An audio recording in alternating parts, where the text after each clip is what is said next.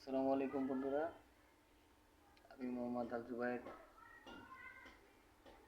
কাজ করছি বেশ কিছুদিন, 5-7 বছর ধরে ইলেকট্রিক কাজ করি। বিভিন্ন সময় বিভিন্ন রকম সমস্যার সামনে আসে। গতকালকে আপনার একটা ভিডিও দিয়েছিলাম, সেটাতে পিএফআই সমস্যা ছিল, সেই সমস্যাটা ঠিক করে দেখাইছি। আজকে আমরা দেখাবো এই পিএফআইটা কন্ট্রোলারটা সেটিং কীভাবে করে। প্রথমে কাছে নিয়ে এসো। এখানে দেখেন 3টি বাটন দেখা যাচ্ছে। এই বাটনটি 3-4 সেকেন্ড চেপে ধরে রাখবেন। এই যে এখন দেখেন সেটিং চেঞ্জ হয়েছে। এখানে ডায়াগ্রাম দেওয়া আছে, সামনে নিয়ে এসো, কাছে নিয়ে এসো। এখানে দেখেন একটা ডাটা শিট দেওয়া আছে, সেটা হচ্ছে এতে অটো, বিতে ইনপুট। এখানে ইনপুট ইচ্ছা মতো দিতে পারবেন, তবে আমাদের সর্বোচ্চ 99 থাকার কথা। এই 0.99 আমরা সেট করে দিলাম। এবার আবার এই বাটন চাপ দিব। এটা হচ্ছে টাইম সেটিং। আপনি কতক্ষণ পর পর ক্যাপাসিটার ধরাইতে চান সেই টাইমটা দেবেন। এর সেকেন্ড আছে 30 সেকেন্ড, ইচ্ছা করলে কম বেশি করা যেতে পারে। এরপরে যেটা আছে সেটা হচ্ছে যে এটা ওভার ভোল্টেজ। আপনার কত ভোল্টেজ হইলে এই রিলেটা বন্ধ হবে সেই ভোল্টেজ সেটিং। আপনি ইচ্ছা করলে এটা কমাইতেও পারেন। যদি মনে করেন যে আমার লাইনে 400 ভোল্ট থাকে, 420 করতে পারেন, অথবা নর্মালি 420 রাখতে সমস্যা নেই। 420 থাকলে 420-এর উপরে উঠলে তখন এটা অটোমেটিক বন্ধ হয়ে যাবে। নেক্সট স্টেপ আছে এখানে দেখেন আন্ডার কারেন্ট সেটিং। সর্বনিম্ন কত বিদ্যুৎ কারেন্ট আসলে তখন এটা ছাড়বে। এখানে 100তেই থাকুক, ইচ্ছা করলে কম বেশি করতে পারেন। 150 আছে, 50 আছে, সর্বনিম্ন 50, সর্বোচ্চ আছে 600।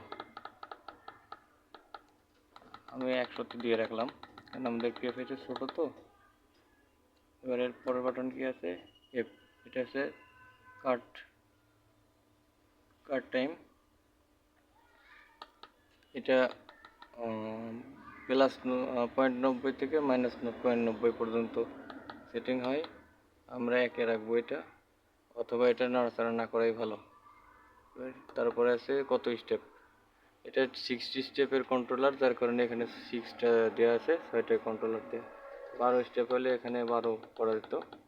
এখানে যে 12 করলে তখন 12 স্টেপে কাজ করবে, কিন্তু এটা আমাদের 6 স্টেপ, যার কারণে আমরা 6 করেই রাখবো।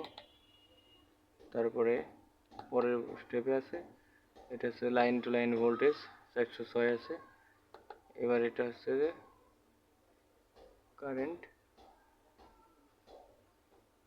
এইগুলো নাড়াচাড়া করার দরকার, অটোমেটিকলি ওঠে। এবার এটা হচ্ছে হ্যান্ড। এখানে এই মোডে আসলে এই যে যেখানে এইচ দেখা যাচ্ছে, এইচ মানে হ্যান্ড, অটোমেটিক এখন কাজ করবে না। আমি যদি আপ বাটন চাপ দিই কন্ট্যাক্ট ধরবে একটা করে, আর যদি ডাউন বাটন ধরি তখন ছাড়বে। আবার আপ দিই আর একটা কন্ট্যাক্ট ধরবে। সিরিয়ালে পর্যায়ক্রমিকভাবে পরপর ধরবে। এটা একটাই বারে বারে ধরবে ছাড়বে এমন না, একটা একটা করে পরেরটাই ধরবে। এই যে একটা দিল ধরলাম, ডাউন চাপ দিলাম, আর একটা ছেড়ে দিল, আবার ডাউন দিলাম, এই যে ডাউন দিলে সব বন্ধ হয়ে যাচ্ছে আস্তে আস্তে। তবে আপনারা ঘন ঘন ক্যাপাসিটর ধরাবেন না, এতে ট্রান্সফরমারের উপর চাপ পড়ে। একটা ধরানোর পরে কিছুক্ষণ সময় নিয়ে পরে আর একটা ধরাবেন, অথবা অটোমেটিক দিয়ে রাখলে এটা অটোমেটিকলি সব ধরবে। এই যে অটোমেটিক দিয়ে রাখলাম, এখন আর কোনো ঝামেলা নেই। নিজের মতো ইচ্ছা অনুযায়ী যখন যেমন কারেন্ট আসবে এম্পিয়ার মেজার করবে, মেজার করে সেই অনুপাতে ক্যাপাসিটর ধরবে। আজকের মতো এই পর্যন্তই। ধন্যবাদ সবাইকে। পরবর্তী ভিডিও দেখার জন্য সাথে থাকুন। ধন্যবাদ।